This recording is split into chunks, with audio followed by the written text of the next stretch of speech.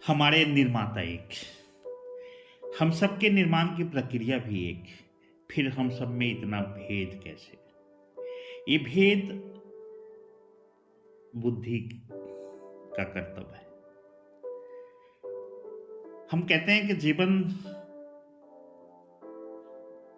जैसे जैसे बुद्धि का प्रवेश जीवन में होगा, जीवन बेहतर होते जाएगा। ये बाहरी स्तर पे सही हो सकता है कि आप बहुत सफल हो गए, आप बहुत बड़े व्यवसायी हो गए, आप बहुत अच्छे जॉब प्रोफाइल में चले गए, आप सरकार के एक आला अधिकारी बन गए, आप मंत्री बन गए और संतरी बन गए।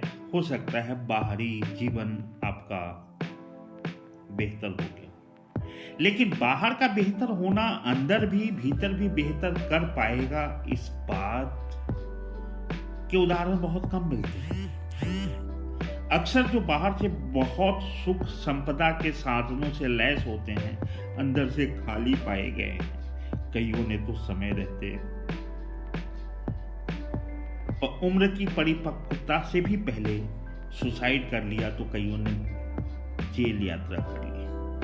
कई का जीवन जेलों में बीता, जबकि वो इतने अच्छे पद पर थे, उनका बुद्धि विवेक उनके जीवन को इतना बेहतर बना चुका था कि वो और बेहतर जी सकते थे। लेकिन फिर बात वही आ जाएगी कि स्वभाव से हम मित्र होते हैं और शत्रुता के लिए बुद्धि चाहिए होती है। एक बच्चा पैदा हुआ, वो आया की गोद में खेल रहा है, उसे उतनी ही संतुष्टि उस गंदी मैली या गरीब आया के गोद में है जितनी कि एक माँ के गोद में या बाकी रिश्ते की गोद में हो सकता था। लेकिन जैसे जैसे वो बड़ा होगा, जैसे जैसे संसारिक बुद्धि का उसमें प्रवेश होगा, वैसे वैसे वो उस आया से दूर होता जाएगा। बच्चे इसी प्रकार तो अपनी माताओं से दूर होते रहे। जीवन हॉस्टल में बीता, कैरियर बहुत बेहतर बनाने के लिए विदेश यात्रा हो गई, शिक्षा विदेशों में हुई,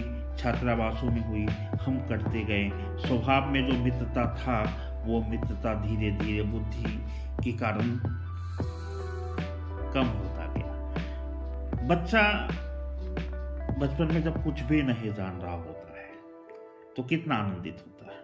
उस प्रकार से तो हम जैसे जैसे जीवन में बड़े हों, वैसे वैसे हमारे भीतर खूब आनंद आना चाहिए। जब हम बच्चे थे, जब हमारे पास बुद्धि नहीं थी, तो हम आनंदित होते थे। हम दौड़ नहीं सकते थे, हम तेज से चल नहीं सकते थे, शायद कभी हम अपने पैर पर खड़ा भी नहीं हो सकते थे, लेकिन तब हमको मुस्कुराना आता था, तब हमको खिलखिला कर हंसना आता था। तब हमें इस बात की परवाह नहीं होती थी कि हमारी हंसी को जो सामने कोई बैठा है वो क्या समझेगा। तब हमें इस बात की परवाह होती ही नहीं थी कि लोग हमारे बारे में क्या सोचेंगे, क्योंकि बुद्धि नहीं थी ना। बुद्धि ने हमको वह सब दिया जो बाहर के जगत में जीने के लिए जीवन को आसान बनाता है, लेकिन बुद्धि ने हमसे वो सब छीन लिया जो भीतर के जगत में जैसा हम थे वैसा बने रहने के लिए आवश्यक होता है। शरीर तो बहुत जल्दी ढल जाता है। रेगिस्तान में रहने वालों का शरीर रेगिस्तान के लायक हो जाता है, तो कश्मीर और कन्याकुमारी में रहने वाले का कश्मीर और कन्याकुमारी के अनुसार। पहाड़ों में जीवन बिताने वालों का शरीर पहाड़ के लिए अभ्यस्त हो जाता है, और समतल में जीवन बिताने वाले का शरीर समतल में अभ्यस्त हो जाता है। तभी तो ऐसा होता होगा कि जन्म के समय बच्चा रोता है। रोता इसलिए है कि वो 9 महीने में उसका शरीर उस घोर अंधकार में, उस नमकीन जल में डूबे रहने को अभ्यस्त हो गया था।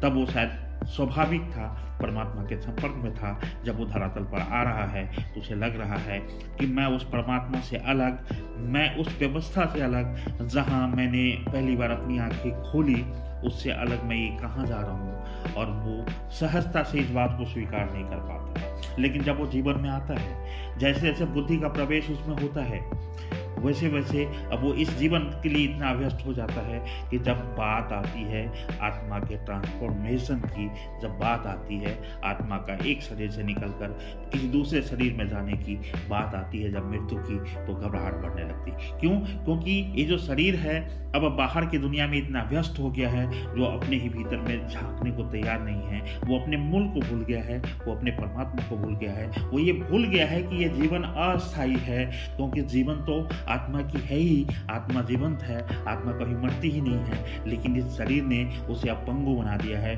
वो इस शरीर में बने रहना चाहता है, इसलिए मृत्यु से उसे भय लगने लगी है। और ये जो भय है, ये बुद्धि के कारण है। एक बच्चा जब बुद्धि विवेक से परे रहता है, स्वाभाविक चेतना की बुद्धि में रहता है, तब उस समय आप देखेंगे कि बाजू से सांप गुजर जाए जहरीला, न सांप को कोई फर्क पड़ता है न बच्चे को। डर तो तब उत्पन्न होता है जब धीरे धीरे शरीर में बुद्धि का प्रवेश होता है। इस बुद्धि का इस्तेमाल दूसरे तरीके से भी हो सकता है, और वो इस्तेमाल है इस बुद्धि विवेक, इन आँख और इस शरीर के माध्यम से अपने भीतर के जगत को जानना और मोक्ष के लिए, मोक्ष की